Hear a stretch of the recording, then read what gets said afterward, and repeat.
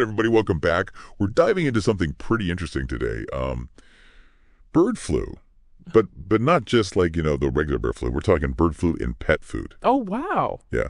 Pretty wild, right? Yeah. We actually got the idea for this deep dive from some recent news articles. They were about a cat, an indoor cat in Oregon, and it died from the H5N1 bird flu. Wow. So how is that even possible? That's what we're going to try to figure out.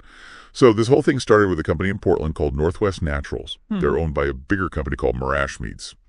And they had to issue a voluntary recall of their Feline Turkey Recipe. Okay. It's a raw frozen food. And it turned out that a batch of it tested positive for H5N1 bird flu. And the thing is, this company, they distribute all over the U.S., even out to Canada, British Columbia. So this recall, this is kind of a big deal. Yeah. And then, the authorities got involved, the USDA and Oregon State University. They both did lab tests. And they confirmed that the contaminated food and the cat's death, they were connected. Like, they found the same strain of H5N1 in both, which is, it's pretty disturbing, right? Yeah, absolutely. Like, this cat was an indoor cat. It didn't have any contact with birds or anything outside.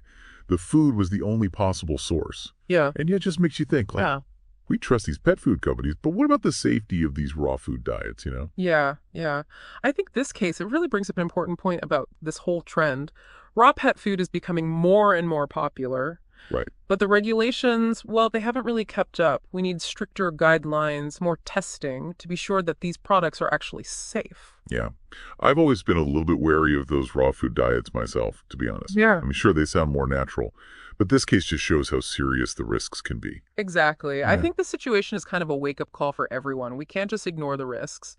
Yeah, for our pets and for us too, Bird flu, it's a zoonotic disease, meaning it can spread from animals to humans. Oh, right. Speaking of humans, I was reading about a case in Louisiana just recently where a person was hospitalized with a really severe case of H5N1 after being around some sick birds. It just makes you think about how easily this can actually spread. Yeah.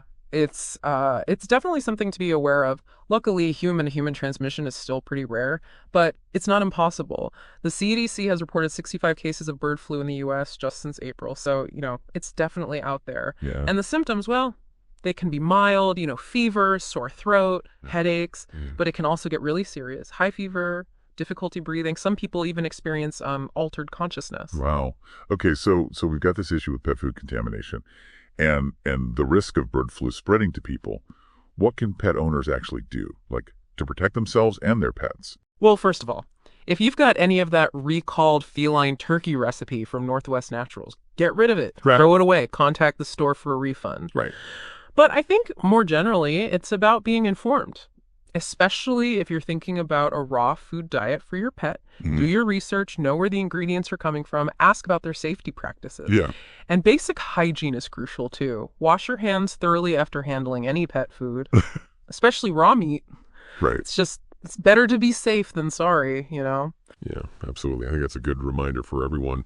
It's easy to get caught up in the trends, but we can't forget about the risks. We got to be responsible. So, this whole case in Oregon, it's really brought some important things to light. Even brands that we think are reputable can have contamination issues, and it really highlights the need for better regulation, especially in this raw pet food industry. It's making me wonder, should we be rethinking this whole raw pet food trend?